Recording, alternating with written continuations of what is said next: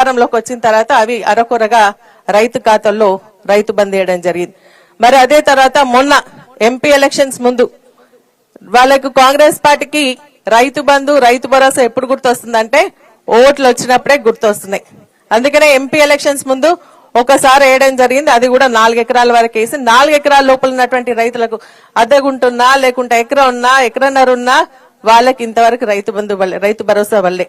మరి అదే విధంగా ఇప్పుడు మళ్ళీ ఎందుకంటే ఇప్పుడు ఎందుకు గుర్తొస్తున్నారంటే రేపు స్థానిక సంస్థ ఎన్నికలు వస్తున్నాయి కాబట్టి ఆ స్థానిక సంస్థల ఎన్నికలు వచ్చినప్పుడు మళ్ళీ రైతుల ఖాతాలో వేస్తే రైతులంతా కూడా వాళ్ళ కోట్లు వేస్తారని భ్రమలో ఉన్నారన్న విషయాన్ని రైతులందరూ కూడా రేపు గుర్తు చేసే విధంగా మీరందరూ కూడా ఉండాలని చెప్పేసి కూడా నేను ఈ సందర్భంగా తెలియజేస్తా ఉన్నా. ఇప్పుడు చాలా మంది రైతులకు అర్థమైపోతుంది. ఆ రోజు ఓట్లు వేసినటువంటి వాళ్ళు కూడా సభా వేదికల దగ్గరకు వచ్చి చెప్తున్నారు, మేము పొరపాటున వేసినాం, కేసీఆర్ గారు ఉంటే మాకు మంచి రైతు బంధు పడుతుండే, వానచునికి ఇట్లా పడగానే మా ఖాతాలో డబ్బులు పడినాయి, లేకంటే కోతలు పోయగానే మా ఖాతాలో డబ్బులు పడితే మేము వడ్డీ వ్యాపారులకు దగ్గరకు వెళ్లకుండా మేము వ్యవసాయం చేసుకోవడానికి ఈ డబ్బులు వాడుకున్నాము. ఈ రోజు మేము అప్పుల పాలైతా ఉన్నాం. బ్యాంక్ లో పోతేనేమో రుణమాఫీ కాలేదు, మీకు అప్పు ఇయ్యమంటున్నారు, బయట పోతేనేమో పైసలు లేవు ఇస్తలేము, వడ్డీలు ఎక్కువ అని చెప్పేసి అంటున్నారని చెప్పేసి రైతులందరూ కూడా బాధపడతారని చెప్పేసి కూడా నేను తెలియజేస్తా ఉన్నాను. మరి ఈ రోజు దాదాపు ఒక 4-5 ఎకరాల వరకు పడుతున్నాయి. కానీ మరి ఇక్కడ మన పటంచెరు నియోజకవర్గం రైతులకు ఎందుకు వేయరని చెప్పేసి కూడా మనం అడుగుతా ఉన్నాం. వీళ్ళందరూ రైతులు కాదా అని చెప్పేసి అడుగుతా ఉన్నాను. ఈ రోజు రింగ్ రోడ్ చుట్టుపక్కల ఉన్నటువంటి రైతులందరూ కూడా మరి ఈ రోజు మేము వాళ్ళంతా కూడా ఇండస్ట్రియల్ బెల్ట్ హెచ్ఎండిఏలోకి వచ్చేసిండ్రు, జిహెచ్ఎంసీ పరిధిలోకి వచ్చిండ్రు. కాబట్టి అక్కడ రైతులు లేరు, వ్యాపారస్తులు ఉన్నారు, మేము రైతు బంద్ వేయమని చెప్పేసి ఆపుతా ఉన్నారు. నేను ఎవరైతే ఈ యొక్క రిపోర్ట్ ఇచ్చిండ్రో వాళ్ళందరూ కూడా అడుగుతాను, మా రైతులను కానీ మమ్మల్ని కానీ అడగాల్సిన అవసరం లేదు. మీ యొక్క అగ్రికల్చర్ ఆఫీసర్ని అడగండి, ఇక్కడ ఎంతమంది రైతులు ఉన్నారు, ఎంతమంది వ్యవసాయం చేసుకుంటున్నారో మీరు కళ్ళకు కనిపిస్తలేవా అని చెప్పేసి అడుగుతాను. మనం ఇక్కడ కూర్చున్నటువంటి ఈ జిన్నారం మండలంలో ఈ చుట్టుపక్కలనే మనకు ఎంతమంది రైతులు వ్యవసాయం చేసుకుంటున్నారో మనకు కనిపిస్తుంది. మరి వాళ్ళందరికీ రైతు బంధు ఎగగొట్టడానికి ఈ రోజు మరి కాంగ్రెస్ పార్టీ కుట్ర పనింది అని చెప్పేసి మనం అర్థం చేసుకోవాలని చెప్పేసి కూడా తెలియజేస్తా ఉన్నారు. మన పట్టణ నియోజకవర్గంలో 4 మండలాలకు ఎందుకయ్యారని చెప్పేసి అడుగుతా ఉన్నాం. అదేవిధంగా ఈ చుట్టుపక్కల ఉన్నటువంటి రింగ్ రోడ్ లోపల ఉన్నటువంటి రైతులకు ఎందుకయ్యారని చెప్పేసి అడుగుతా ఉన్నాం. ఖచ్చితంగా వేయాల్సిందే.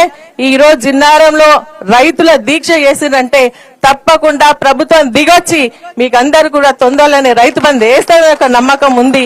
ఈ రోజు హరీష్ రావు గారు అట్లా మాట్లాడతారని చెప్పేసి కూడా నేను తెలియజేస్తా ఉన్నా. మరి ఇదే కాకుండా ఏదన్నా మాట్లాడితే కేసీఆర్ గారు ఆనవాళ్ళు తీసేస్తామని చెప్పేసి మాట్లాడుతున్నారు రేవంత్ రెడ్డి గారు. 24 గంటలు కరెంట్ ఇచ్చినటువంటి కేసీఆర్ గారు ఆనవాళ్ళు ఎవరైనా రైతుల గుండెల నుంచి తీయగలుగుతారా? అదేవిధంగా మనకు రైతు బంధు అడగకుండా రైతు బంధు వేసినటువంటి రైతుల గుండెల నుంచి తీయగలుగుతారా అని అడుగుతా ఉన్నారు. కళ్యాణ లక్ష్మి ఇటువంటి ఆడపడుచుల గుండెల నుంచి తీయగలుగుతారా అని అడుగుతా ఉన్నాను. న్యూట్రిషన్ కిట్ గాని అదేవిధంగా కేసీఆర్ కిట్ గాని ఇచ్చినటువంటి వాళ్ళ నుంచి తీయగలుగుతారా అని అడుగుతా ఉన్నాను. ఇంటింటికి మరి నల్ల కనెక్షన్ ఇచ్చినటువంటి కేసీఆర్ గారి ఆనవాళ్ళని తీయగలుగుతారా అని చెప్పేసి అడుగుతాను. ఇవే ఆనవాళ్ళు తీస్తా అని మన మిస్ వరల్డ్ కంపెనీ మన మిస్ వరల్డ్ కి సంబంధించినటువంటి పోటీల్లో ఏం చూపించింది? మళ్ళీ మన సెక్రటేరియట్ అంబేద్కర్ విగ్రహం, అదే మన కేసీఆర్ గారు కట్టిన పోలీస్ కంట్రోల్ రూమ్, అదే విధంగా యాదగిరి గుట్ట, ఇవన్నీ ఎవరు కట్టిరు? ఆనగాళ్ళు తీయగలుగుతారా? వాళ్ళు కేసీఆర్ ఆడవాళ్ళు తీయలేరు, వాళ్ళ ఖాళీ గోటు కూడా ఎవరు సరిపోరు అని చెప్పేసి కూడా ఈ సందర్భంగా తెలియజేస్తూ, నిజంగా కూడా సూర్యచంద్రులు ఉన్నంత వరకు ఈ తెలంగాణ రాష్ట్రం అనేది ఉన్నంత వరకు కేసీఆర్ గారిని ఎవ్వరు కూడా ముట్టలేరు, తీయలేరు అని చెప్పేసి కూడా ఈ సందర్భంగా తెలియజేస్తా ఉన్నా. కానీ మనం ఆలోచన చేసుకోవాలి.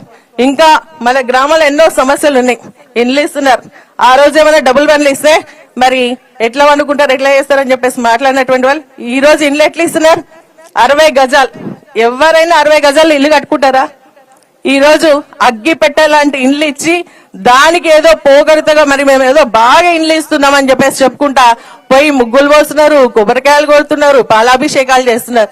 కానీ రైతులు మన బెనిఫిషియర్స్ అందరు కూడా మాకు ఈ ఉండలేదు ప్రభు మేము పెద్ద కట్టుకుంటామని వాపస్ ఇస్తా ఉన్నారని చెప్పేసి కూడా నేను సందర్భంగా గుర్తు చేస్తా ఉన్నా. కానీ ఈ విధంగా అందరినీ కూడా మోసం చేసినటువంటి ఈ ప్రభుత్వాన్ని గద్దదించాల్సినటువంటి అవసరం ఉంది ఏ నాటికైనా. ఎందుకంటే ఈ రోజు కాళేశ్వరం ప్రాజెక్టు మీద మరి మన తెలంగాణ రాష్ట్రం సాధించినటువంటి కేసీఆర్ గారిని తెలంగాణ ప్రాజెక్ట్ అది కంప్లీట్ కావాలని రాత్రి మగలు అక్కడ ఉండి కష్టపడేటువంటి మన హరీష్ రావు గారిని మరి అక్కడికి పిలిచి ఎంత ఇబ్బంది పెట్టిండో మనందరికీ తెలిసిందే. కానీ ఎప్పటికైనా ఈ తెలంగాణ రాష్ట్రానికి కేసీఆర్ గారే శ్రీరామ రక్ష అని చెప్పేసి మరి ప్రజలందరూ కూడా అర్థం చేసుకుంటున్నారు. ఖచ్చితంగా మళ్ళీ బీఆర్ఎస్ పాలన రావాలని కోరుకుంటున్నారు.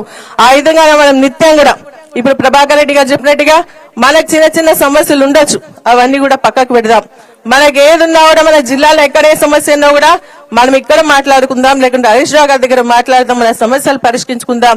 ఎట్టగెలకు మళ్ళీ ప్రజల మధ్యలో ఉందాం, తిరిగి మళ్ళీ బీఆర్ఎస్ పార్టీ అధికారంలోకి వచ్చే విధంగా ముందుకు నడుచుకుంటూ వెళ్దామని చెప్పేసి కూడా ఈ సందర్భంగా మీ అందరికీ తెలియజేస్తూ మరి ఎప్పుడు కూడా ఆప్యాయంగా పిలిచినటువంటి ఈ మండల నాయకులను, నియోజకవర్గ నాయకు ప్రజలను ఎప్పుడు కూడా మర్చిపోనని చెప్పేసి కూడా మరొకసారి మీ అందరికీ తెలియజేస్తూ సెలవు తీసుకుంటాను. జై హింద్, జై తెలంగాణ, జై తెలంగాణ. కేసీఆర్ గారి నాయకత్వం, కేసీఆర్ గారి నాయకత్వం, హరీష్ రావు గారి నాయకత్వం, హరీష్ రావు గారి నాయకత్వం. జై హింద్, జై తెలంగాణ. Thank you madam.